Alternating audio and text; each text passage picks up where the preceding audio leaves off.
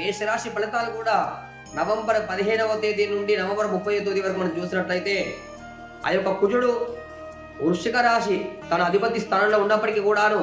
కుజుడితో కలిపి బుధుడు ఉండటం వలన ఎవరైతే ఉద్యోగంలో వ్యాపారంలో కాస్త ఇబ్బంది పడుతున్నారో అటువంటి వారికి ఇంకా ఎక్కువ ఇబ్బందులు అయ్యేటువంటి అవకాశాలు ఎక్కువ ఉన్నాయి. ఎందుకంటే వారి జాతక రీత్యా శత్రు కూడా బుధుడు కనుక కుజుడితో ఉండడం వలన అటువంటి ఫలితాలు మనకు వస్తూ ఉన్నాయి కనుక కాబట్టి బుధుడు అధిపతి విష్ణువు కనుక మీరందరూ కూడా వీలైతే కార్తీక మాసం కాబట్టి దీపారాధన విష్ణు ఆలయాల్లో ఇచ్చి కార్తీక దామోదరాయ నమః అనుకోండి. దానితో పాటు ఆ యొక్క బుధుడికి ఇష్టమైనటువంటి ధాన్యము పెసర్లు కనుక పెసర్లు కిలంపావు దానం ఇచ్చి గుళ్ళో ఎవరైతే విష్ణుని స్తుతించి నమస్కారం చేసుకుంటారో అటువంటి వారికి ఉద్యోగంలో వ్యాపారంలో కాస్త ఉపశమనం కలుగుతుంది అని మనము చెప్పవచ్చు.